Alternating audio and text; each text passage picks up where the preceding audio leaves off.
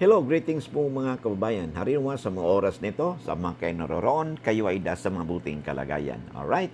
Sa mga hindi pa po nakakilala sa akin, ito po muli sa Atty. Rogelio Wong ng Batas Pinoy. Ang ating pong channel, isa pong legal aid public service program ng inyong lingkod in collaboration with the Integrated Bar of the Philippines, Manila Port Chapter. Paalala lang po, ang ating po na pag-usapan, pinag-usapan o napag-usapan na, ay wag nyo itong maituring na isang legal opinion bagkos consider discussion for information and academic purposes only. Kung meron kayong legal issues, pinaka-the best na ang magkonsulta sa inyong lawyer dyan sa inyong community. Alright? Maraming salamat. Alright? Sa mga baguhan pa lang po, sa hindi po nakakilala sa akin, no? At hindi pa nakapag-subscribe, ay pakiclick naman po yung subscribe, share, and like buttons po natin. And of course, yung notification bell upang sa ganun ay pag meron mo tayong mga updates, no? Ay kayo po ay duly notified at wala po kayong mamimiss, no, sa ating pinag-usapan. Sabi nga natin ay lamang na ang may alam sa batas. Alam po ninyo, ang hadikain po natin ay mapalawig po natin ang legal na impormasyon o kalaman sa ating mga kababayan, saan man po kayo o sila naroroon. Kasi po, ang paniniwala po natin na pag alam po natin ang ating rights and duties and obligations sa ating kapwa, sa ating sarili, sa ating kapitbahay, sa ating employer, sa ating employee, o sa ating kapwa-tao, ay less likely po na magkaroon po tayo ng problema o tinatawag natin in conflict with the law, na wala tayong nasagasaang kapwa natin, no? At maging tiwasay po ang ating buhay. Kaya napaka-importante po na alam po natin kahit paano yung batas, no? Lalo na may kinalaman sa ating mga karapatan, sa ating sarili, sa ating pamilya, sa ating kapwa. Okay? So, napaka-importante po talaga na meron tayong konting kaalaman man lang sa ating sa batas natin. Kasi po, ang batas po natin, whether you like it or not, from the time na tayo po ay pinaglihi pa lamang hanggang sa tayo pinanganak, nagkaroon tayo ng sariling pamilya, may property tayo, may namana, okay? May titulo, may tax declaration, may babayarang mga milyar, taxes, meron tayong employment, no? Mayroon tayong nawala yung titulo natin, may issue sa pag-asawa, may issue sa annulment, sa support, ay lahat po yan. Ay batas po ang katumbas po niyan. Kaya napaka-importante na alam po natin yung batas kahit paano. At kaya po ako po nag-request po sa inyo na kung hindi, lalo pa sa mga bagong subscribers, tulungan po niyo ko, no? At saka yung mga regular nating mga nanonood, na ma-achieve po natin yung ating goal na before the end of this year ay meron po tayong 1 million subscribers. Malaking bagay po yan, no?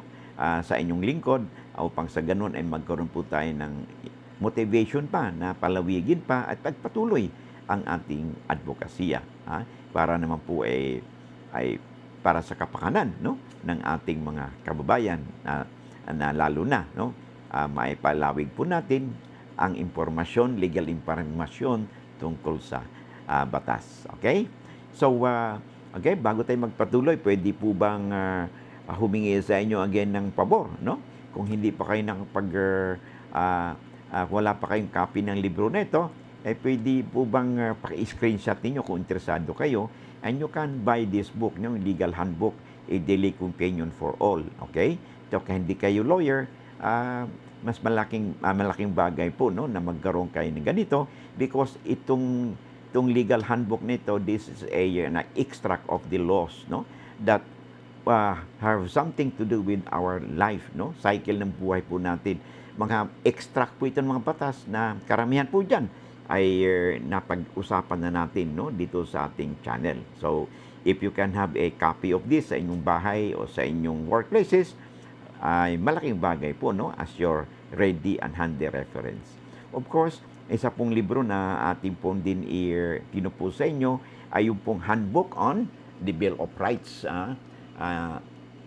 Ito may kinalaman po sa ating karapatan, no, sa ilalim ng ating saligang batas. Pag ang gobyerno po kasi, ang estado, pag nag-exercise po yan ng inherent powers of the state, ay lalo na yung tinatawag nating police power, yung power of eminent domain, at saka yung tinatawag nating taxation power, ay more or less po, no, masagasaan po yung ating rights, liberty, property. Okay? And kadalasan po ay ito ay halimbawa ay nagkaroon po ng arrest, kumbaga, may warrant of arrest, may issue. Kailan ba tayo dapat ma-arresto ng walang warrant? Pag-search po ng ating mga properties, okay? Pagkumpiska po nito, okay? At kung tayo ay nahuli ng pulis under investigation, no? Ay ano ba ang ating mga karapatan, okay? At of course, meron din tayo ngayong tinatawag nating cybercrime na kung saan ang krimen ay nagaganap gamit po ang ating mga computers, mga electronic gadgets po natin, na kung saan ay pwede po itong makumpiska at ma-subject to forensic examination and evidence. At pag implement po nito, may kailangan din po ng cyber warrant, no, sa mga cyber crimes. Kaya napaka-importante na meron po kayong copy nitong Handbook on the Bill of Rights for your ready reference as well. Lahat po natin mga libro nito, ito po ay mga hardbound copies po. Of course, yung sa gitna po, no, yon Handbook on the Code of Professional Responsibilities and Accountabilities, no, for lawyers o SIPRA po, okay? Ito po yung sa ating mga panyeros si panyeras, no? So kung wala pa kayong copy ng inyong SIPRA, you could drop by yung sa Central Books, no, kung kayo nasa Metro Manila, in Quezon City, in Mandaluyong, Manila, and Makati. You can also order online, no? Paki-screenshot po, no? Para magkaroon ka ng idea, prior ang kanilang on how to do it and kanila pong address, okay? And then ito po daw ay free delivery, no? Nationwide, okay? So meron din silang branches sa probinsya. They have branches in Davao as well and in Cebu, okay? So maraming salamat. Okay, back to our discussion. All right. So ang ating pong topic, no, sa ating usaping ito ay tulad ng nabanggit natin earlier. Ito po ay siguro mga 4 na videos na po ito tungkol po dito sa pag-avail ng estate tax amnesty. Okay? Ito po ay padala sa atin Enrique A. Okay? Itago natin siya sa pangalang Enrique A. Okay?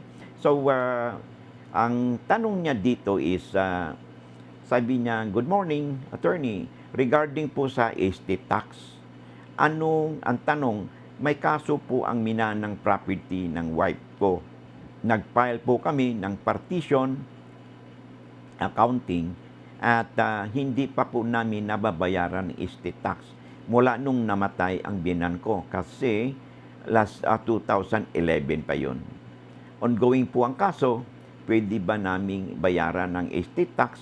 Malapit na po ang deadline ng estate tax amnesty. Ano po dapat naming gawin?" Okay.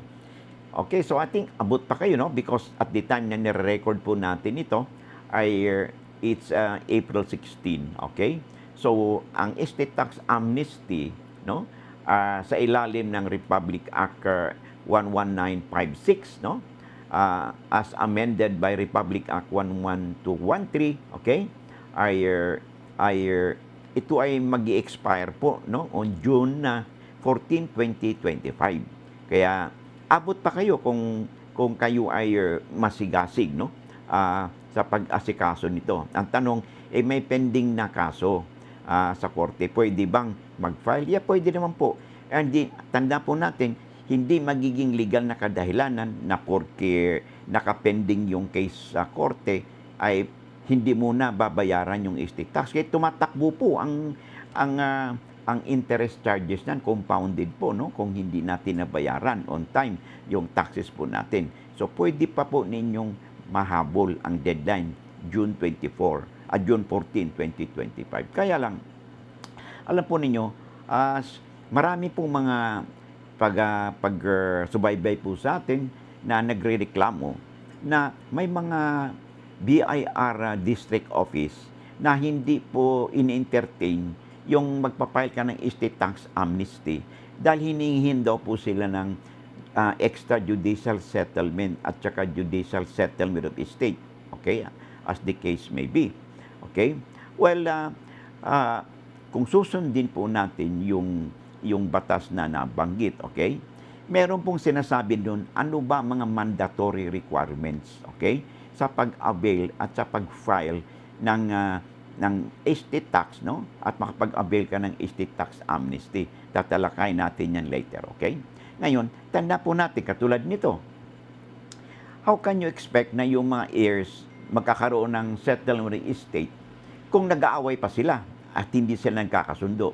So definitely, dahil hindi nagkakasundo, walang extrajudicial settlement. Kaya ang nangyari, papunta sila sa korte kaya nagkaroon ng judicial settlement of partition tsaka accounting. So, and it will take time, no, bago ma-resolve ito. Kaya kinikilala ng batas na kung bakit hindi kaagad nakapag-file nakapagbayad ang mga heirs ng estate tax dahil nga sa maaring hindi nakakasundo. Kung nagkakasundo man yung iba na sa ibang bansa, hindi ma-trace yung whereabouts, no? At worst ay hindi nakakasundo, nasa korte nakabinbin yung kaso. So, pwede ba magbayad ng estate tax kahit nakabinbin ang kaso? Yes, pwede po. Wala naman pong sinasabi ng batas na hindi pwedeng bayaran ang estate tax, no? Kung nakabinbin ang kaso. In fact, pag susuriin po natin yung Republic Act 11956, no? Na kung saan inimendahan yung estate tax amnesty law, wala naman pong sinasabi, nire-recognize po ng batas na ang isa sa kadahilanan kung bakit hindi nababayaran ng mga heirs yung estate tax ay yun nga, hindi nakakaroon kaagad ng extrajudicial settlement dahil hindi maring iba't iba nasa iba't ibang bansa sila o nagkakagalit, hindi nakakasundo. So, para maiwasan yan at para mabayaran yung estate tax at hindi na lulubo pa ang penalty charges, okay?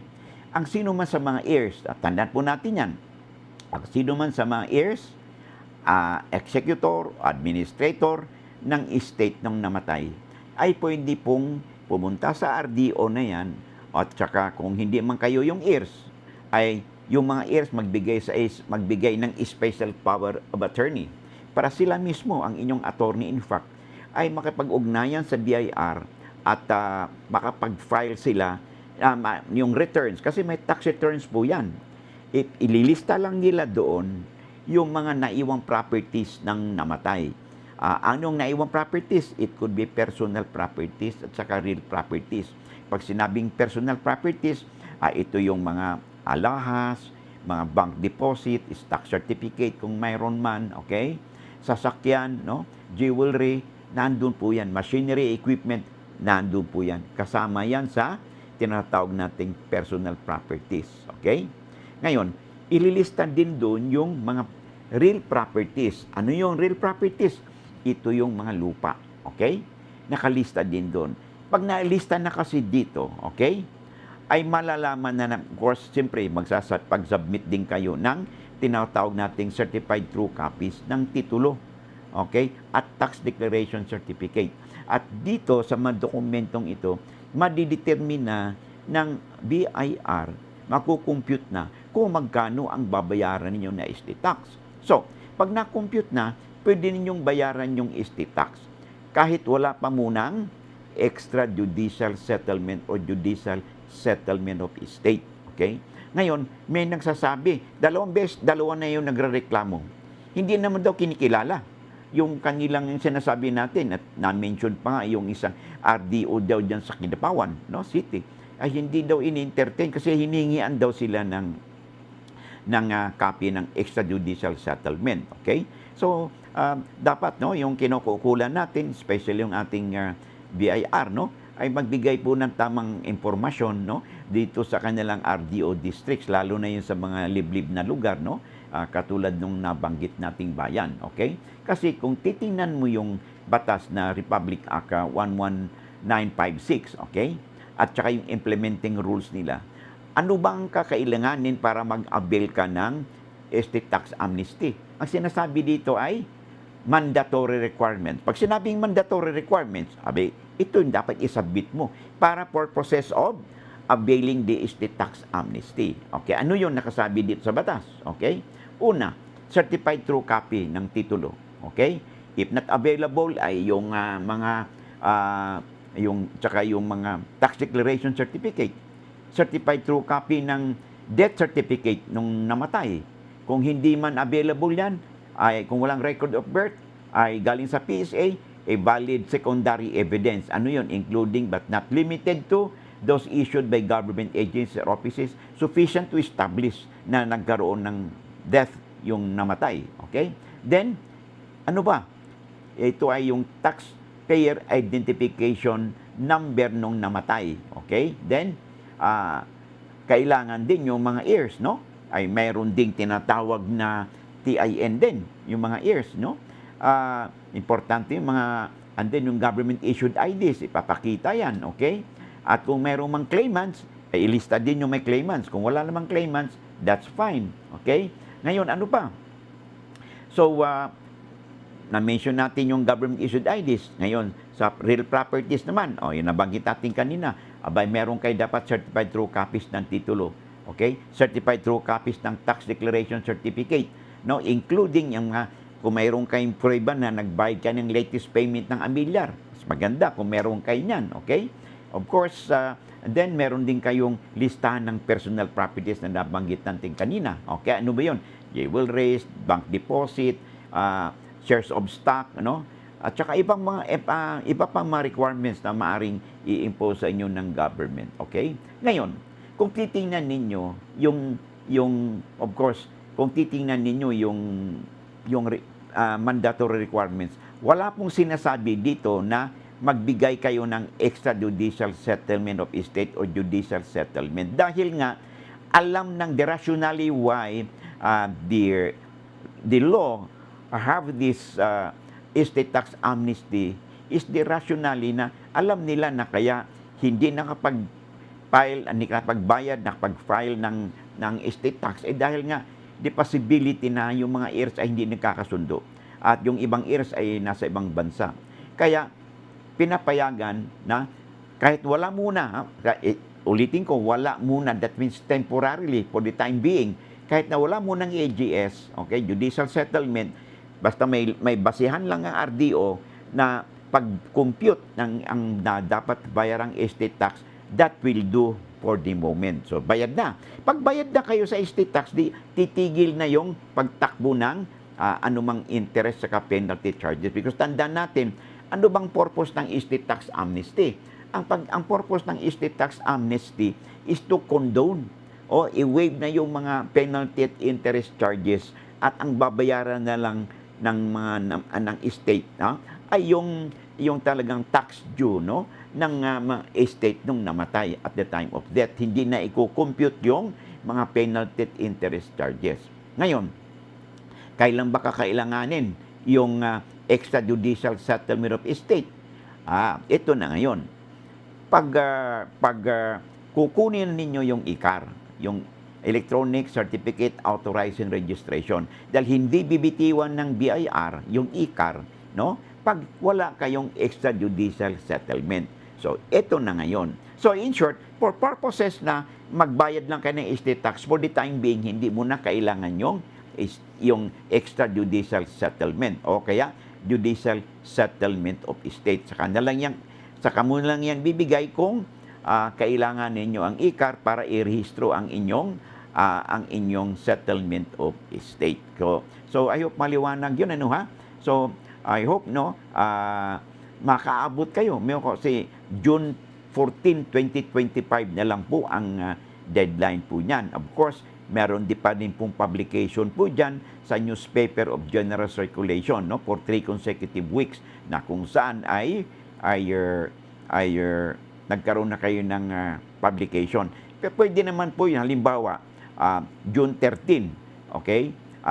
Nakapag-file na kayo.